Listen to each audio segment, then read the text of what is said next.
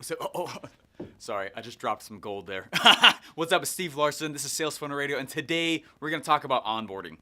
I've spent the last 4 years learning from the most brilliant marketers today. And now I've left my 9-to-5 to take the plunge and build my $1 million business. The real question is, how will I do it without VC funding or debt, completely from scratch? This podcast is here to give you the answer. Join me and follow along as I learn, apply, and share marketing strategies to grow my online business, using only today's best internet sales funnels. My name is Steve Larsen, and welcome to Sales Funnel Radio.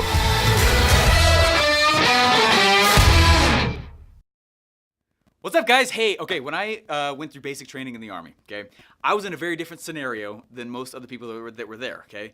I was excited to do it. I always wanted to do that, and frankly, I would go back at any time. It was so fun. Oh my gosh. I mean, it's hard at some point, but it was really fun, though. Okay, and one of the things that was so different, though, and it was so much harder for me, is that I was married, and most of them were 17. I had a kid and was in college, and some of them hadn't gone through high school. You know what I mean? It was very different forms of life, and because of that, you can imagine I kind of started sticking out like a sore thumb. Okay, I was married, I had a kid, right? I was going through college. I knew kind of what I wanted to do with life, and anyway, the large majority of people that were there with me. This is not a hit on anyone at all, obviously, but it was just fascinating to see how stark it was, the difference between where I was in life and where other people were, and that's it's totally fine, but it was stark. Okay, it was just a big split, and because of that, though, the drill sergeants left me in leadership roles forever because they knew I wouldn't screw stuff up. So I was left in those leadership roles for quite some time. Okay, think about that lesson. Okay, hold that in your head. Okay, hold that in your head. Now let's come over here to business and our customers. Okay, we were building all these different funnels. I remember there's this time I built, it was like 86 funnels twice for a project that Russell was doing when he was promoting one of Stu McLaren's products called Tribe. And Tribe, what I thought was so interesting, what I took away from that was Stu is very big. If you don't know who he is, he's very, very big on this thing called a success path. Okay? When somebody purchases, what do you do with those people step by step by step by step in order to get them success inside of your products? Okay? The scariest part of it is when a customer comes in, right? The wrong way to do it. A customer comes in, they purchase, and suddenly you have a huge amount of stuff to go do at once, right? Bombarding a customer with more things, although that makes us feel good, like we're over-delivering, actually overwhelms, freaks out, and usually cause a refund to happen from the customer, okay? They are not looking to be overwhelmed. They're looking to have a solution, okay? Think about this real quick, okay? I'm talking about onboarding, okay? The way I came into Army stuff, very different scenario, okay? It was a very different way to coming on in than other people had. You think about your customers and the way they come into your products as well. After they purchase, there's a success path. Well, I was sitting and I was thinking about this concept of onboarding and success paths and how to actually help handhold people into being successful, okay? I know I'm kind of all over the place right now. Follow me though, okay? I was speaking at this event, and I was thinking about how key this whole thing really is. Okay, there was a membership area that I built once that was, I think it was 200 hours of content. 200. Okay, it was by far the best members area I'd ever built in my entire life. The problem with it is that it was 200 hours, and people were coming up going, oh, I gotta quit my job to watch this. You know what I mean? I gotta quit my job. I gotta go, holy crap. It was way too much stuff. And I was stressing them out like crazy. I was stressing them. And I was making them so stressed that people would start asking for refunds. They're like, I can't even get through it. Therefore, I can't get the result. Therefore, give me my money back, right? I was like, man, that's not good either, right? That's not So how do you do this, right? How do you do this? And so what I've adjusted on and where I'm bringing this, please understand, I'm trying to bring this full circle now, okay? The way that I came into the Army, okay, after I signed that contract, the way that I have my customers move on after they sign the contract, after they give me money, okay, is super key. But what about before they purchase? What about before buying? What happens there? One of the things that we're doing here, and I thought it'd be cool to share it with you guys because I thought it'd be neat to encourage you all to start doing the same. We are doing this really fascinating thing. We're about to anyway. It's really, really cool. When somebody signs up, right? I have a webinar that's running right now. and I have a product that they can purchase before the webinar to help reduce my ad cost, to help recoup my ad cost. Okay. As soon as somebody buys that little mini product in the front, I want them to go and buy the big thing afterwards. Okay. So in between those two phases right there, what we're doing is we're coming in and we are grabbing, I'm actually sending them a video. Okay, so when I pull out, I'm gonna pull out my phone, right? And so when somebody purchases, I send them a message and say, hey, what's up, John? I see that you're signing up for this webinar. Just want to say thank you, first of all, for grabbing that first product. Super, super cool. Anyways, excited to have you on the webinar. I think you're really gonna enjoy it. This has been life-changing for me and so many other people. Bloop. And it sends straight back over to their email. They get a personal message from me inviting them to come in and watch, okay? It's not necessarily automated, okay? But it's really, really effective. It's super awesome what's happening. When you think about what's actually going on, what I'm doing is I am creating an onboarding system, and then afterwards there's a success path. Okay, so the exact same thing that I've been doing after somebody purchases, I'm actually doing that before they purchase. And the result of it is amazing. Okay, when you think about what that does is it pre-frames the brain, it pre-frames them, and then they come in at a different expectation. One of my favorite stories, I'm gonna botch like half of this, just so you guys know. I just remember the lesson. All right, this is a story about there was a college class. It was a college class. I don't even remember everywhere where I heard about all this. Okay. There's this college class, and they took out the professor from that room. And the professor, they took the professor out of the room. There's an experiment. The students didn't know the experiment was going on. They put in a substitute teacher for the day. Before the substitute teacher came in to do the lecture for that day, they handed out a biography of the substitute teacher. Said, hey, we got this teacher coming on in. Here's this biography. Okay, so they go and they get this biography and they start reading the biography. And there were two versions of it. Okay, the versions were completely identical except for one word. Okay. At the bottom of it, it said something to the effect of, hey, most people have found this professor to be a very warm individual. And then the other side of the class, or the other part of the class, right, they were mixed up. The other part of the class got something that said, this professor, most people found this professor to be a very cold person. That was it. One was warm, one was cold. I think those were the two words. Regardless, there was a split there.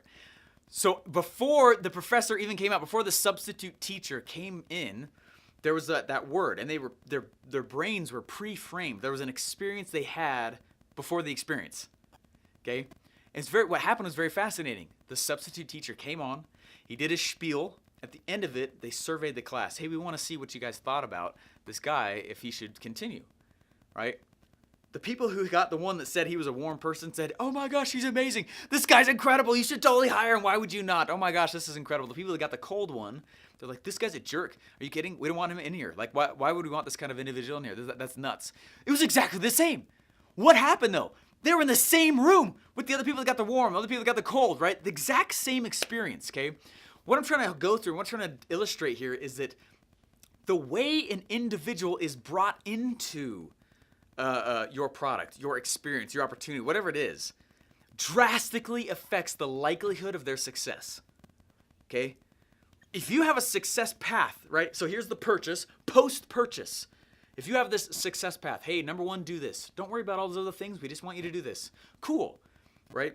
Oh, right, now do this. Now do this. Now do this. That's very effective, but just as effective is having a pre-frame, an onboarding thing, pre-purchase, okay, that gets somebody in with this pre-frame going, oh my gosh, that's gonna be, oh, holy crap, right? There's a, what's the quote that says, there's a quote that says something like, the amount of excitement on a vacation can be matched by the mere anticipation of the vacation. That's the lesson. Does that make sense? So if we're gonna like, oh my gosh, we're on vacation, this is super cool, this is legit, oh my gosh, this is super, super awesome, what? The amount of excitement leading up to the actual vacation can equal, if you play it right, the exact same amount as going, right? Us looking forward to something that has not even happened yet is a huge power that you guys can start putting inside your business. And I want you to start thinking about that. Okay, and so that's one of the things that we're really starting to do heavily inside of my webinar is we have a system when somebody comes in and they let us know, look, I'm not a cheapskate, so I'm going to get your little product here in the beginning. I'm like, sweet, I'm going to talk to that guy, right? They're more likely to purchase the next bigger thing, right? So I send that little personalized video. Hey, thanks so much. I'm really excited for it, right? It's kind of like how Hollywood releases previews for movies way before the movie gets released. Can you imagine what would happen if Hollywood didn't release previews? I mean, think about that, right? Our brains would not be so pre-framed. We wouldn't schedule things around the release date for movies we were really excited about. We wouldn't gather friends around. It wouldn't be an experience nearly at all like it is because they put those previews out. Okay, they I always call it salt and oats, right? They get us really excited about it. Around the anticipation is ridiculous. That's all I'm trying to help you guys understand. What can you purposefully structure to create anticipation for the purchase?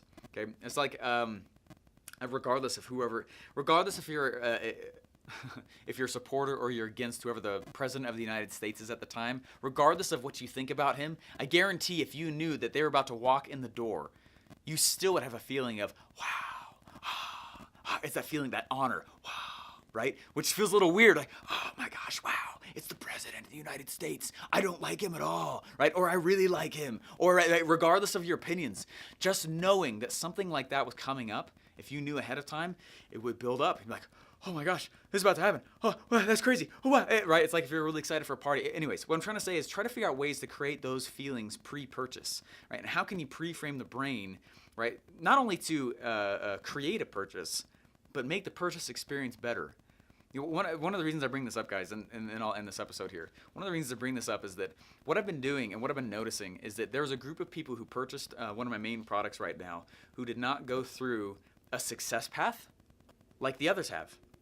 And the people that didn't, funny enough, it's the same product, right? Nothing's changed in the product, okay? The product is exactly the same, but the way they got introduced, what happened after they purchased was different, right? So what I'm saying is that for a lot of people, what I'm noticing, the product is fine for a lot of people. The offer is fine. Usually it's not an offer problem. Usually it's not a product problem. Usually you guys know how to create great value.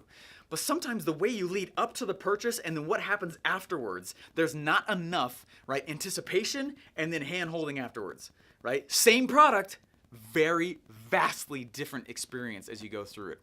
That's all I'm trying to help you guys go through and start thinking through. How can I create an onboarding experience, right? Pre-purchase. How can I create a success path post-purchase? And when you think of both sides, because for a long time I was only thinking about post-purchase, okay? Start thinking about pre-purchase. How can I get people excited to buy? How can I get people excited to open? It's like one of the things we have going on now is, right, I have a program on my funnel called Deadline Funnel. And when somebody doesn't purchase within a certain amount of window, I literally remove the ability for them to buy. I take it away. And then they get pushed over to a waiting list. And I say, hey, do you want to join the waiting list? The people who join the waiting list, man, they are super apt to buy the next time because they are pre-framed. They know the next time that window opens where I allow them to buy, they're like, I got to get this now. I don't know, am I going to get removed again? Right? And so it's like, bam, right? So those are little tiny instruments that same product, little instruments around it though for pre-purchase, what to do post-purchase. And it's really the pre-purchase kind of psyche, the thing that's what I've been focusing on a lot lately. And getting people very pre-framed prior to ever having the ability to buy from me.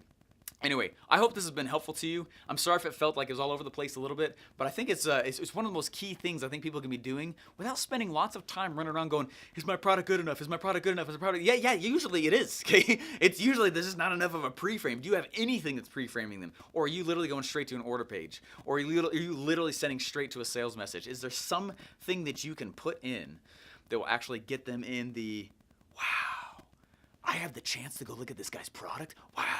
Right? That is that feeling. We got to get that going inside of them. And anyway, so hopefully it's been helpful to you guys. If you guys like this at all, please review and rate the podcast itself on iTunes to help iTunes know that this is legit and awesome and helping people. All right, guys, thanks so much. Talk to you next episode. Bye. Hey, thanks for listening. Please remember to rate and subscribe. Got a question you want answered live on the show? Head over to salesfunnelradio.com and ask your question now.